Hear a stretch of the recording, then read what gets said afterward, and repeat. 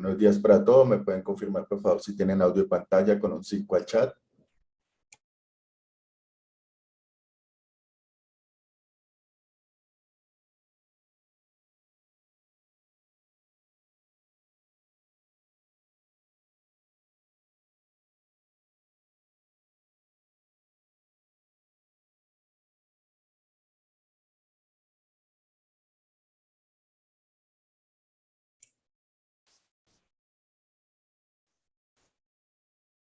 Muchas gracias.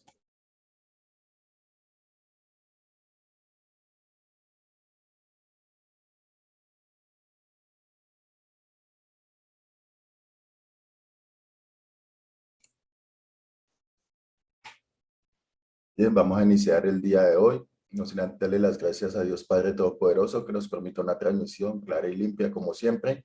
Mi nombre es Juan José Herrera, analista de mercados, estratega de la compañía Iron Forex, CEO de la compañía Latin Trading Company.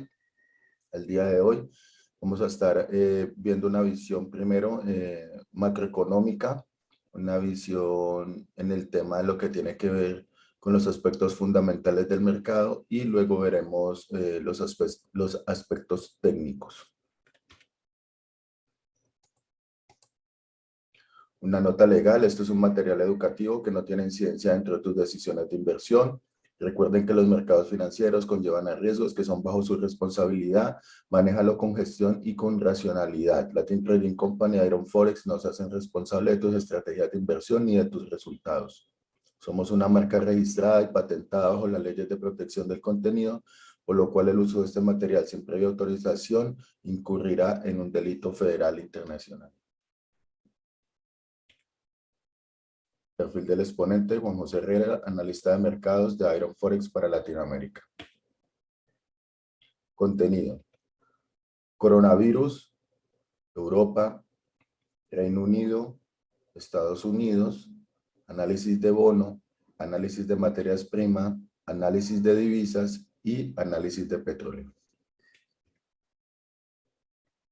No olviden suscribirse a nuestro canal de YouTube, donde van a estar al día con todo lo que tiene que ver con los mercados bursátiles, financieros y mucha educación profesional.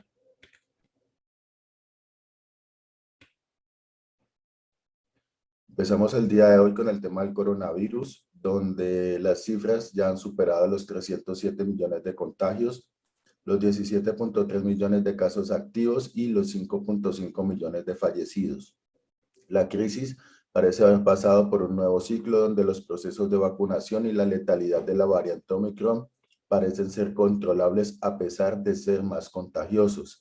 Vemos que las olas en cuanto a los contagios han vuelto a repuntar, más la letalidad como tal de la variante, gracias a los programas que se han ejecutado en los países desarrollados de vacunación, los esquemas de vacunación y tanto como la prevención, asimismo como la letalidad del virus Omicron, que ha sido controlada de cierta manera por lo que tiene que ver con los organismos de salud internacionales, le han dado a los mercados un aire de tranquilidad mientras no superemos las tasas de mortalidad que están incluso en los picos más bajos de la pandemia en el año anterior.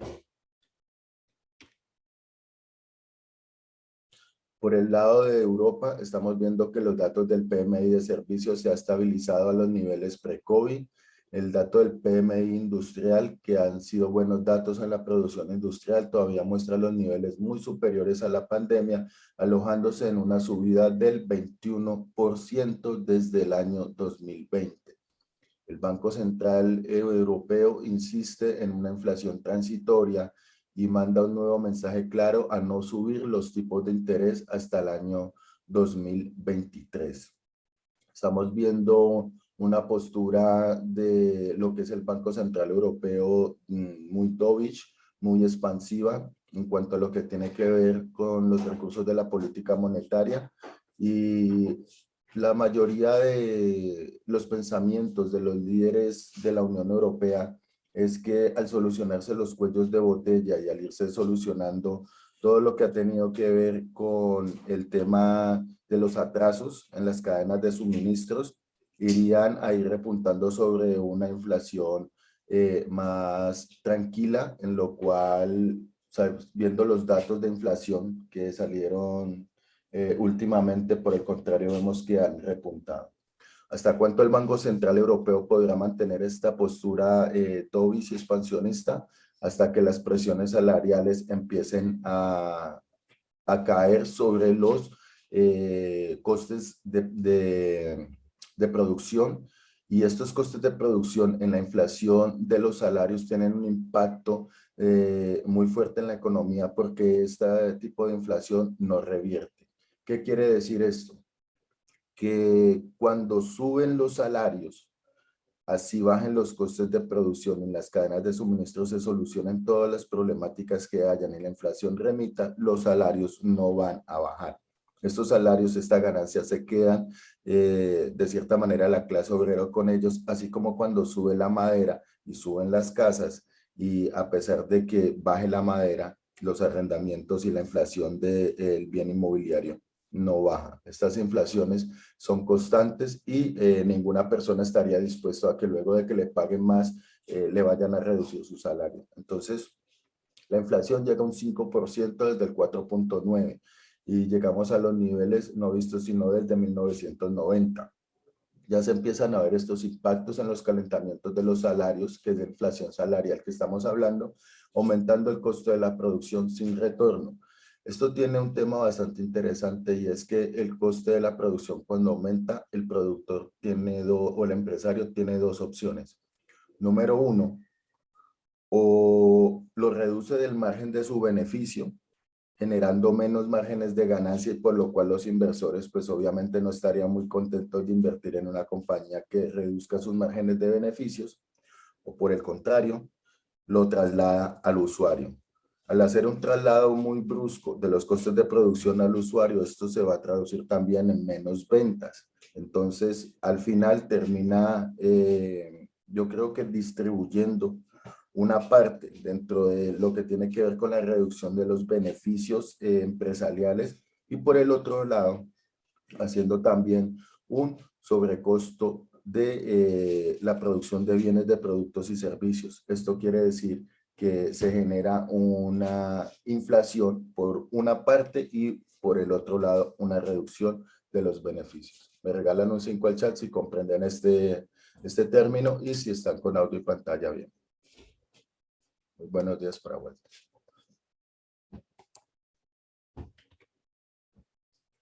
El índice de la confianza del consumidor. Este índice que mantiene su nivel por la cuota debajo de 70. Es muy importante que nosotros mantengamos a este índice muy al pendiente por el tema que tiene que ver con la producción, porque de este índice es precisamente donde los productores, hagamos de cuenta que es como un estilo de mercadeo, donde se dan cuenta cuánto están confiando los consumidores en precisamente gastar, consumir en la economía. Y en ese determinado valor, asimismo se va a producir para el corto plazo. ¿Por qué? Porque una empresa no quiere producir más de lo que las personas no están dispuestas a comprar, y por el contrario, las personas que no están dispuestas a comprar, al ver una sobreoferta de productos, obviamente esto va a generar un abaratamiento de las cosas. Pero al haber una demanda más creciente, incluso una demanda acumulada por el exceso de la masa monetaria en los países, entonces ahora estamos viendo que si la oferta no llega a cubrir la demanda, estaríamos hablando que los productos, bienes y servicios que hay disponibles para las personas deberían de estar subiendo, aumentando de precio. Esto se está viendo en los bienes inmobiliarios, en el coste del petróleo, en el coste de las materias primas, en el coste de los fletes, en el coste de la distribución del producto terminado y en el coste de los salarios.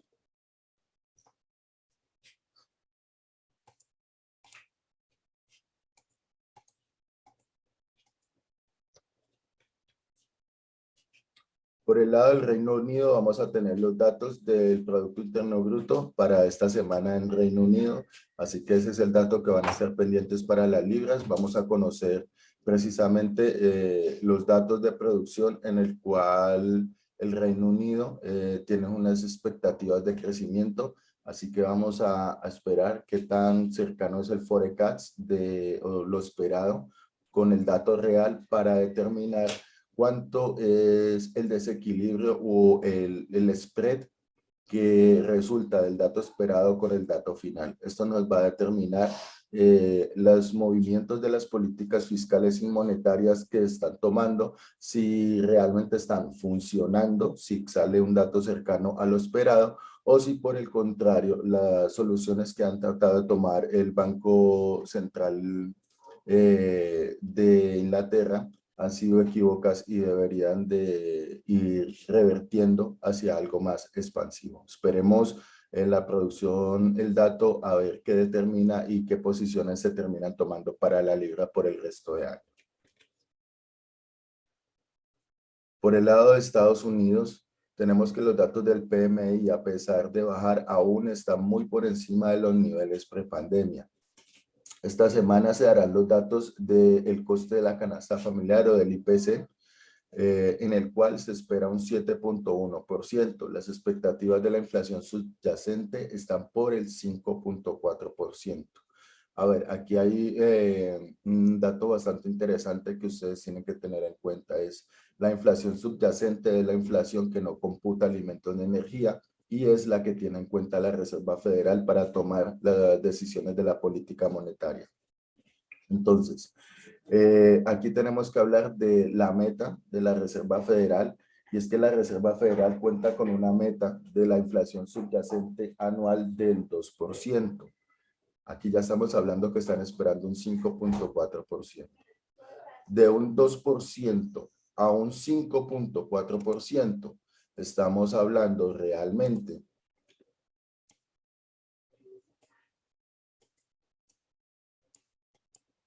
de una diferencia muy grande dentro de lo esperado, dentro de la meta real del banco.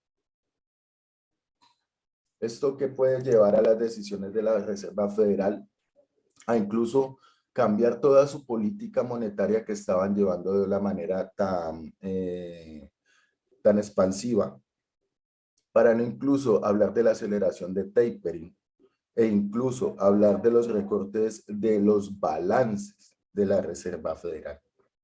Y ahora más adelante vamos a ver cuál es la importancia de la reducción del balance, que precisamente se determinaría por la diferencia dentro de dónde va la inflación y dónde está la meta.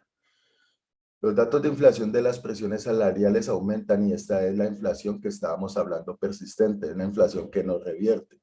Las peticiones de subsidio por desempleo bajaron a 200,000 y esto de cierta manera ayuda a que la Reserva Federal tenga su escudo, su excusa a través de lo que es la cifra del pleno empleo. Ahora veremos de qué se trata.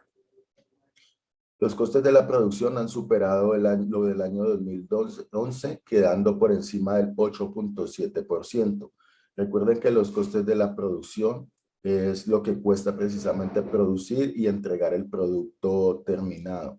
Por lo cual, cuando estos costes de la producción incrementan, es precisamente donde hablamos que solamente se los trasladan a los usuarios, generando una inflación o generando reducción de los márgenes de beneficio, por el cual cuando los costos de producción suben, los empresarios tienen que o endeudarse más o tienen que sacar menos productos al mercado, hacer recortes de personal, etcétera, etcétera, lo cual genera más informalidad, más inseguridad y un aumento en la tasa de desempleo.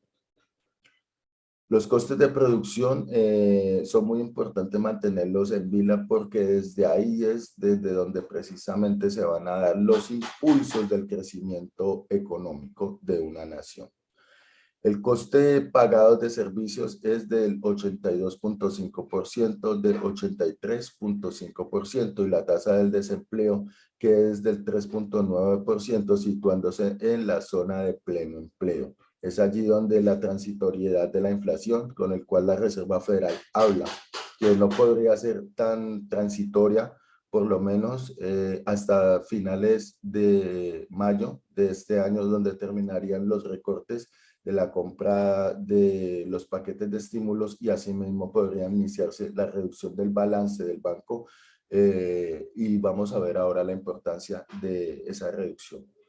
El presidente Biden, por otro lado, no pudo sacar adelante el paquete fiscal que tenía previsto, ya que será mucho menor y si logra superar las dificultades que no se presentaron dentro de sus rivales de partido, sino dentro de la falta de apoyo de sus propios políticos de su partido, en el cual le han dado la espalda a endeudarse más y a dar más dinero a la población o a infraestructuras que generen sobrecostos y sobreendeudamientos de la economía americana.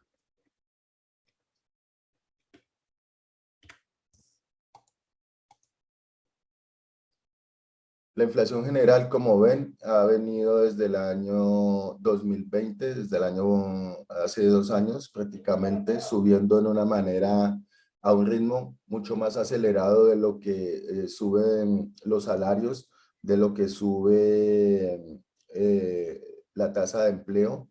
Así que estamos viendo precisamente que en lo esperado es de 7.1. Vemos cómo ha sido el crecimiento general de la inflación y vemos cómo está en estos momentos la tasa de endeudamiento. Nunca antes habíamos estado tan endeudados en estos niveles crediticios en los cuales el peligro de los no pagos, de los impagos, empiezan a quedarse muy a la orden del día cuando el coste de la financiación empieza a subir.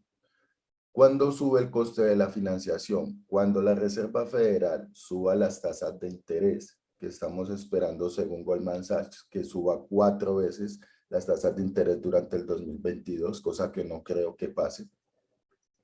Pero cada que sube la tasa de interés, esto significa que el coste del dinero es más alto, el coste de financiación es más alto.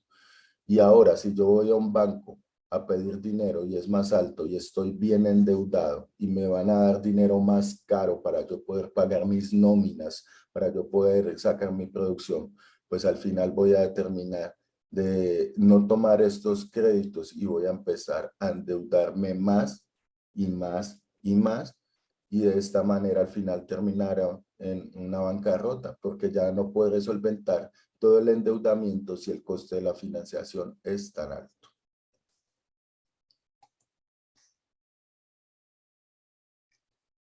Esto se empieza a traducir en el spread, lo que estábamos hablando ahora de la diferencia entre lo que espera la Reserva Federal, que es el 2%, y a donde se le está yendo la inflación. Estamos viendo que en estos momentos es el tercer país más inequívoco en su meta. ¿Y esto qué quiere decir? Que si yo espero un 2% y al contrario del 2%, estoy en un 5.5%, entonces aquí este dato que ya es de 2.5%, es lo que estoy, 3.5%, es lo que estoy equivocado en mi meta que debo de lograr. Entonces, ¿qué debo de hacer? Esta es la meta del 2% y la inflación está por el 5.4. Ahora tengo que generar políticas fiscales y monetarias que me determinen llegar en cierta cantidad de periodos de tiempo, regularmente son de 2 a 3 años, volver a esta estabilidad de precios. Es un reto difícil para la Reserva Federal, sí lo es. Y lo es porque en estos momentos la Reserva Federal en ese tiempo no teníamos tanto endeudamiento y no teníamos tanta dependencia, pero hay también un tema más importante. El balance de la Reserva Federal y el balance de la Bolsa de Valores del S&P 500 es del 88%. Prácticamente la Reserva Federal a través de sus impulsos monetarios ha sostenido las empresas que han sido artífices de las famosas subidas de los índices de Nasdaq y de los índices del SP500. Esto se está traduciendo como, se va a traducir en los break-even inflacionarios que han empezado a subir año tras año. Y el break-even inflacionario es lo que el empresario espera que la inflación suba año tras año, desde un año base. Entonces, si tenemos desde un año base que todos los break-even inflacionarios están esperando los inversores que la inflación suba, lo que van a empezar a buscar son unas inversiones con un retorno que les cubra esa inflación de una manera en la cual la pérdida del poder adquisitivo no los afecte tanto. Y los retornos de los índices americanos, como veremos ahora, no son precisamente esos activos refugio. Me pregunta el señor Castro, ¿ese porcentaje de inflación de qué año es? De 5.4%, el 5.5% es el esperado y 7.1% es el dato que se espera para la que no computa alimentos y energía.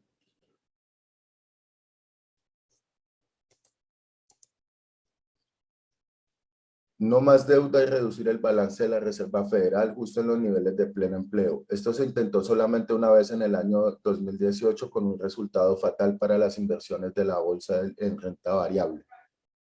En el año 2018, a través de los anuncios de las subidas de los tipos de interés en pleno empleo, en la cifra del 4% en la tasa de empleo, vimos un comportamiento de la Reserva Federal en el cual les tocó, cuando la bolsa cayó un 25%, salir a cambiar casi prácticamente todo lo que habían dicho días anteriores y decir, no, no, para que me entendieron mal, que no es que vaya a dejar de comprar deuda, es que simplemente vamos a comprar deuda pública y vamos a comprar bonos de deuda y vamos a comprar bonos verdes y vamos a diversificar la cartera de la compra de los bonos. Entonces, el mercado lo tomó como una falsa noticia y recuperó de nuevo su senda alcista. Entonces, estamos viendo que realmente en Estados Unidos están tratando de frenar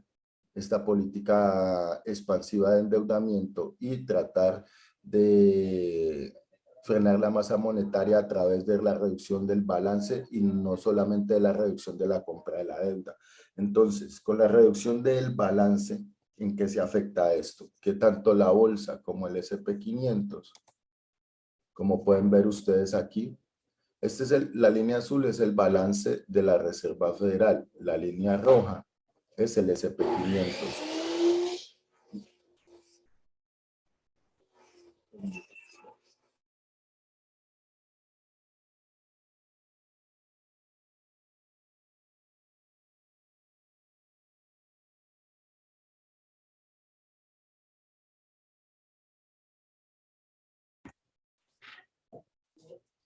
Entonces, el balance de la Reserva Federal, como ven, ha venido en una correlación muy directa con lo que tiene que ver con el S&P 500.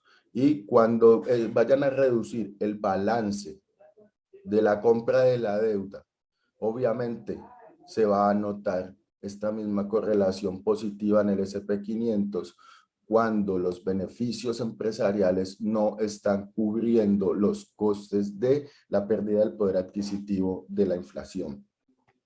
Como pueden ver en este gráfico, que es lo que ha sido las subidas de tipos de interés de la Reserva Federal, hemos visto que en el año 2000, cuando se revertió la burbuja.com, subieron los tipos de interés, venían subiendo los tipos de interés y hubo una caída del Nasdaq de prácticamente un 85%.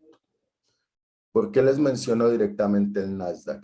Porque si hay un tema bien interesante, son las fan stock.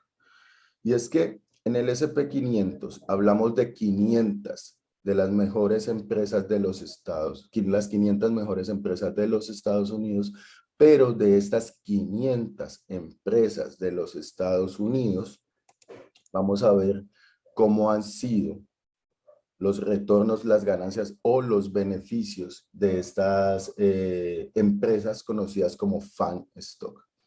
Primero que todo, ¿qué son las fan stock? Las fan stock son Facebook, Amazon, Apple, Netflix, Google, Tesla. Empresas que se dedican directamente a lo que tiene que ver con tecnología y comunicación. En la línea azul estamos viendo los retornos que ha generado durante el año 2015 al año 2020 las empresas tecnológicas, solo estas empresas, a comparación del SP500, que es la línea azul, y a comparación de índice SP500 de Infotech. Entonces, la diferencia en cuanto a estas 7 empresas en sus retornos, en sus balances, ha permitido que cualquier gestor de fondo de cobertura o fondo de inversión deba obligatoriamente tener en sus inversiones, en su portafolio, a estas compañías. Este coste de la financiación y de la inversión ha llegado a un punto en los retornos donde los beneficios ya han empezado a ser recogidos de cierta manera y ya el beneficio que va a generar estos índices americanos a través de la pérdida del poder adquisitivo no son tan rentables para los inversores. Veamos en este gráfico cuánto fue el retorno anual del SP500 durante el año 2021, de un 5.77%. Esto hablamos de la inversión bursátil en acciones del SP500. Ahora vamos a ver cuánto fueron lo de las empresas de energía. 29.45%. Las financieras, 15.50%. Las industriales, 11%. Y solo se quedaron por detrás algunas tecnológicas, algunas utilities y los consumers discrecionales. O sea que estamos hablando que hay diferentes sectores de la inversión donde los retornos de un 5% a un 29%, hay una diferencia abismal muy grande. Ya no interesan en este año los retornos de las acciones o la capitalización bursátil. Los inversores se están dando cuenta de esto y por eso es que se ven las caídas y los retrocesos en el SP500 y en el Nasdaq, porque los beneficios corporativos son del 5.77, la inflación es del 7.1 y estamos en términos de rendimiento negativo. Aparte de eso, tenemos otros sectores de inversión con mucha más rentabilidad. Entonces, si vemos que el mercado o la economía americana en cierta manera se vino asumida a través de estas compañías tecnológicas conocidas como las fan stock. Entonces veamos de las 500 empresas cuánto pesan dentro del índice. Facebook 3%, Amazon 7%, Apple 7%, Google 4%, Netflix 2%, Microsoft 6% y no tengo el dato de Tesla. En total, sin tener el dato de Tesla en estas compañías, estamos hablando de prácticamente un 29%. Un 30% en 7, 1, 2, 3, 4, 5, en 6 compañías, 30% de un índice de 500 compañías. ¿Qué tan peligroso es esto?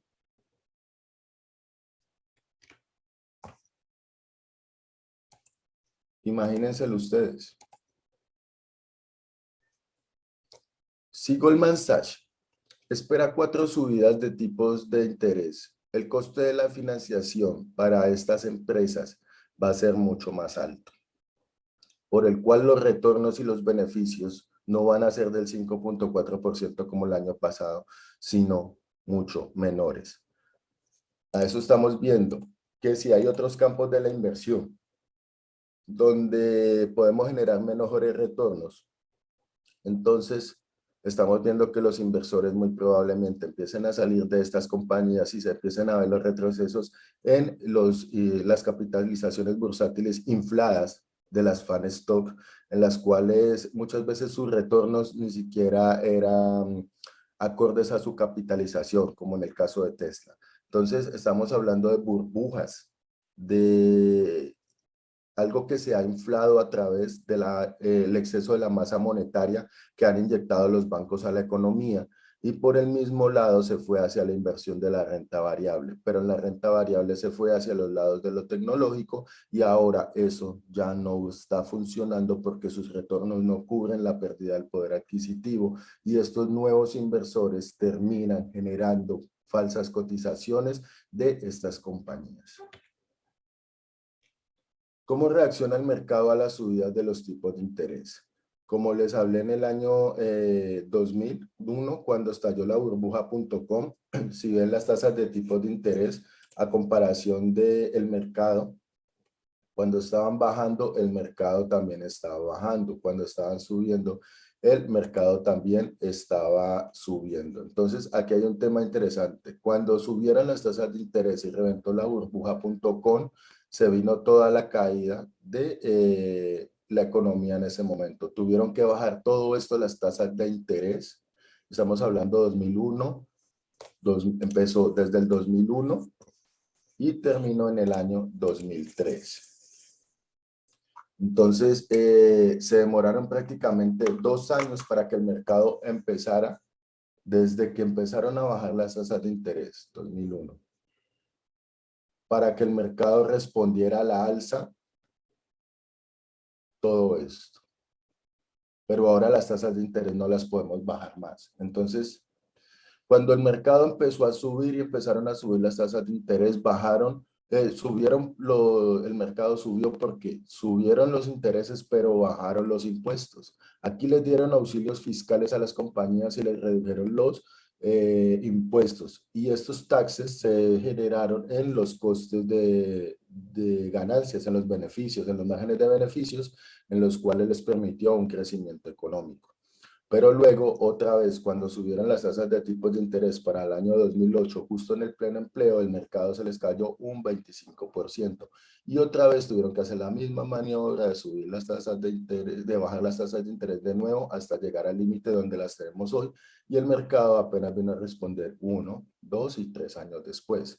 Si vuelven a subir las tasas de interés, el mercado vuelve a caer, otra vez veremos un periodo de recesión de más o menos 3 años, dependiendo de estos QE, que son los paquetes de estímulos que van inyectando a la economía, en los cuales los quieren reducir, quitar y luego reducir el balance. O sea que ahora ya no tenemos este movimiento que hicimos aquí, ya no es posible porque estamos aquí. Y si se nos cae esto, realmente vamos a estar en un problema bastante serio.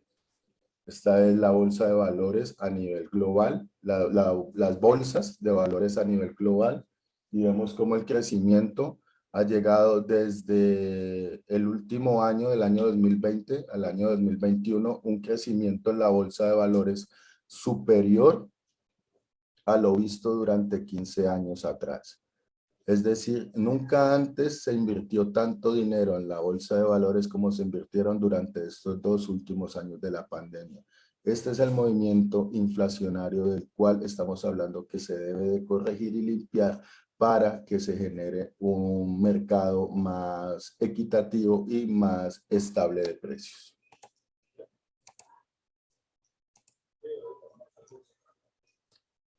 Bien, muchas gracias por su asistencia. Si tienen alguna duda, si tienen alguna pregunta, la pueden escribir al chat. Tenemos 5 minutos para contestar todas sus inquietudes a través de Latin Trading Company, Iron Forex y este gran seminario del día de hoy. Hemos brindado una visión macroeconómica de la expectativa que tenemos de la economía a corto plazo y las decisiones de la política monetaria y fiscal que tomen los bancos centrales a través de los datos del IPC y del PIB que tenemos pendiente esta semana en el lado del calendario macroeconómico.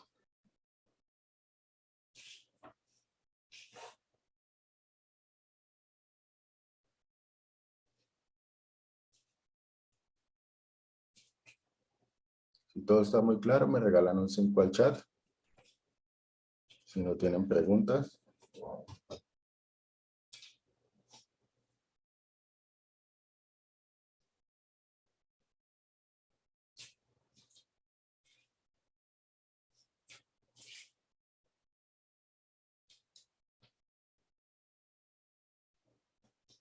Bueno, quedamos entonces con los temas a vigilar, lo que tiene que ver con el tema de los bonos, el rendimiento de los bonos, es algo que voy a explicar aquí antes de que termine el Zoom. Es la directriz que siempre une los máximos decrecientes del rendimiento del bono. Es que cuando el bono ha subido a las cuotas del 2%, se ha encontrado con los pinchazos de las burbujas. Cuando vuelve y rebota otra vez hacia la cuota del 2%, a la directriz que une, se ha reventado la burbuja inmobiliaria. Cuando cada vez que fluctúa hacia la misma directriz, se ha encontrado con las subidas de tipos del 2008 y con diferentes tipos de correcciones fuertes de mercado. Esta vez estamos llegando a la cuota del 1.7%. Estamos muy pendientes de que rompa esta directriz. Si el caso tal, estamos esperando una cuota del 2.30%. Si llegase a romper la directriz y el rendimiento del bono llegase a superar hacia esas cuotas superiores al 2%, lo más factible es que veamos correcciones en la bolsa del 12 al 15%.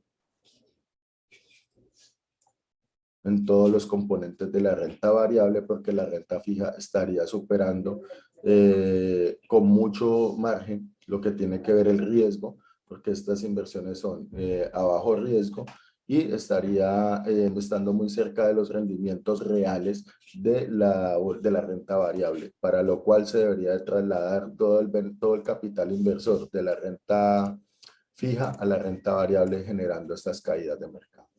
Muchas gracias para todos ustedes. Nos vemos en una siguiente oportunidad. Mi nombre es Juan José Herrera, director de la compañía Latin Trading Company.